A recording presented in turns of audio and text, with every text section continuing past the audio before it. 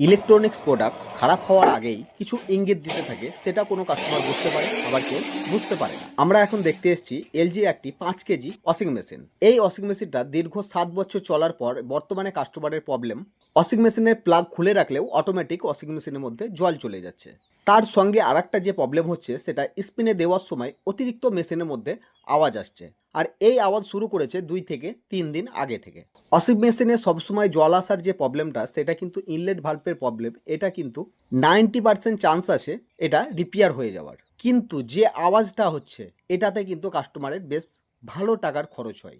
বাড়ির জলের মধ্যে যদি প্রচুর পরিমাণে আয়রন থাকে, কিংবা কাস্টমার যে ডিটারজেন্টটা ব্যবহার করছে সেটা যদি খুব কমা ব্র্যান্ডের হয়, তবে ওয়াশিং মেশিনের মধ্যে থাকা অ্যালুমিনিয়ামের যে স্পাইডারটা আছে, সেটাতে খাট ধরে অটোমেটিক ভেঙে যায়। এবার এই ভেঙে যাওয়ার পরেও কিছু কাস্টমার কিন্তু ওয়াশিং মেশিনটাকে চালাতেই থাকে।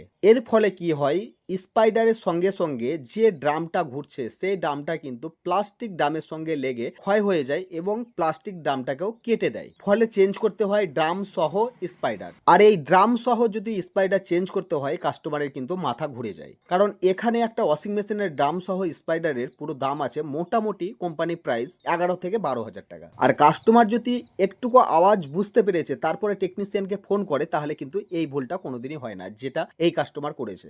এই কাস্টমারের কিন্তু দেখতেই পাচ্ছেন স্পাইডারটা পুরো ভেঙে গেছে, কিন্তু কাস্টমার কিন্তু কন্টিনিউ চালু রাখেনি, ও আমাদেরকে ডেকে দেখালো মেশিনটা। আর এখানে দেখতেই পাচ্ছেন এই যে স্পাইডারটা আছে, সেটা কিভাবে ভেঙেছে। আর একটা স্পাইডার চেঞ্জ করতে গেলে কিন্তু টাইম কম করে 3 থেকে 4 ঘন্টা লাগেই। তার কারণ হচ্ছে, একটা স্পাইডার তখনই ভাঙে যখন একটা মেশিনের বয়স হয়, আর বয়স হয়ে গেলে কিন্তু সমস্ত স্ক্রুতে জং ধরে যায়। আর এই জং ধরা স্ক্রুগুলো খুলতেই কিন্তু আমাদের মাথায় ব্যথা হয়ে যায়। কিন্তু তবুও কিছু করার নেই বস, আমরা যখন টেকনিশিয়ান, সমস্ত রকম টেকনিক লাগিয়ে এই স্ক্রুগুলোকে খুলতে হয়, তার জন্য কিন্তু টাইমটা অনেক বেশি লেগে যায়। আর এই স্পাইডার খোলার জন্য কিন্তু পার্ট টু পার্ট দেখতে পাচ্ছেন, প্রত্যেকটা ওয়াশিং মেশিনের পার্ট টু পার্ট খুলে নিয়েছি।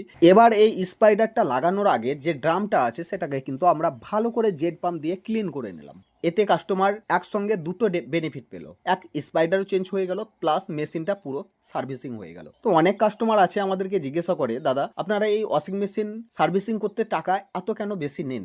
আপনারাও দেখতে পাচ্ছেন এই ওয়াশিং মেশিনটা সার্ভিস করতে গেলে এখানে কিন্তু একদিন কিংবা দুদিনের কোনো ট্রেনিং এ হবে না। এখানে আমাকে নিতে হয়েছে 3 থেকে 4 বছর ট্রেনিং, তার সঙ্গে রয়েছে আমার কাজের অভিজ্ঞতা, তারপরে লেগেছে এই যন্ত্রপাতিগুলোর যে সরঞ্জামের দাম, সেগুলোর একটা দাম রয়েছে, আমার সঙ্গে থাকে একটা হেল্পার, তার একটা খরচ আছে। এবার সমস্ত মিলে যদি আমরা 1000 থেকে 1500 টাকার মধ্যে নেই, এখানে কিন্তু খরচ হয়ে যায় আমাদের মোটামুটি 3 থেকে 400 টাকা।